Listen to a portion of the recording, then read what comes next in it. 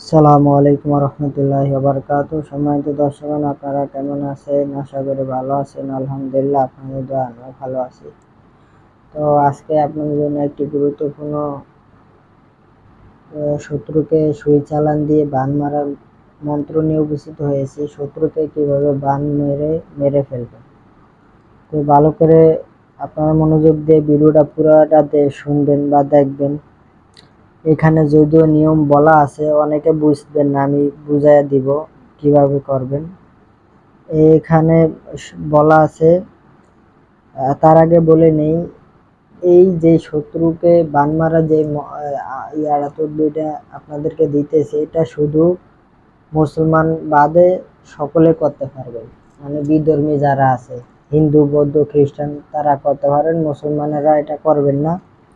কারণ এটা হচ্ছে আপনার এই মন্ত্রগুলা, বান মারা যে মন্ত্র, এগুলো শিরকি উচ্চারণ আছে, বা তো এটা আপনারা মুসলমানেরা করবেন না, শুধু বিধর্মীরা করবেন। এটা হচ্ছে 21 দিনের মধ্যে শত্রুকে এই বান মেরে ফেলা। এটা বিনা কারণে কাউকে আপনারা বান মারবেন না, বিনা অপরাধে। এটা যারা বিনা অপরাধে কারো ক্ষতি করবেন, এটার দায়ভার আপনাদের নিজেরই নিতে হবে, আমি নিব না। হ্যাঁ, আপনাদের যারা শত্রু আছে, অতিরিক্ত জ্বালাতন করে, বিনা কারণে ক্ষতি করতেছে, তারাই করবেন। যে কোনো জিনিসই বিনা কারণে কারো ক্ষতি করতে গেলে এই ক্ষতি নিজের উপরে আইসা পড়ে, এটা সবসময় মনে রাখবেন।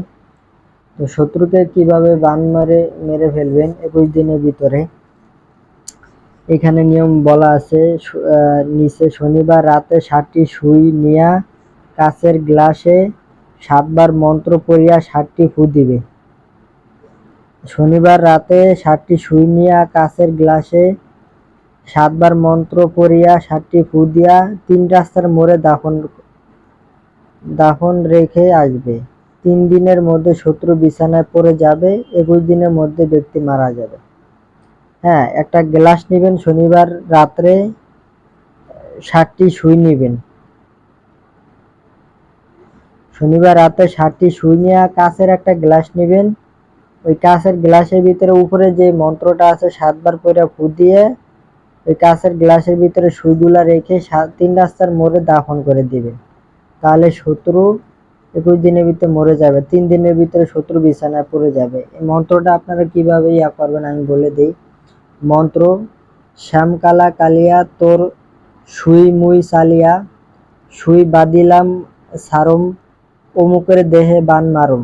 মানে অমুকের স্থানে যাকে বান মারবেন তার নাম উচ্চারণ করবেন। তারপরে পর অমুকের পুত্র অমুক, মানে পর অমুকের পুত্র অমুক, মানে যার উপরে বান মারবেন তার বাপের নাম উল্লেখ করবেন। তারপরে অমুকের স্থানে তার বাপের নাম, শত্রুর বাপের নাম, তারপরে পুত্র, তারপরে শত্রুর নাম। অমুকের পুত্র অমুক বলার পরে এই পর অমুকের পর মানে পড়ে যাওয়া, মানে অসুস্থ বা যে অসুস্থ বিছানায় পড়ে যায়। পর অমুকের পুত্র অমুক শ্মশানে গিয়া পর অমুকের পুত্র অমুক শ্মশানে গিয়া মরার ঘাটে গিয়া বার করো, তোরে মারি সুইজাম করো, মোরে রক্ষা করো ওরে মহেশ্বর, মোরে রক্ষা করো ওরে মহেশ্বর। এগুলাই এই শিরকি উচ্চারণ। এবং নিচে আছে হাং হাং বাং বাং রিং রিং রিং সাহা। এভাবে এই মন্ত্রটা 7 বার পড়বেন। করার পরে আপনারা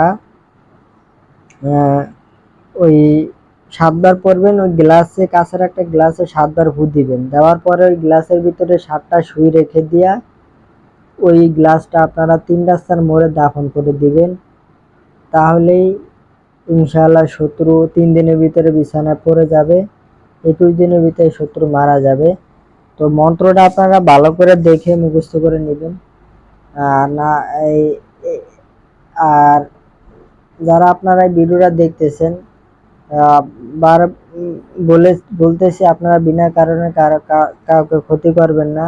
বিনা কারণে কারোকে বান মারতে গেলে দেখা যাবে এটার হিতে বিপরীত হবে, আপনারই ক্ষতি হবে। এটা শুধু মুসলমান বাদে সকল বিধর্মীরা করতে পারবে।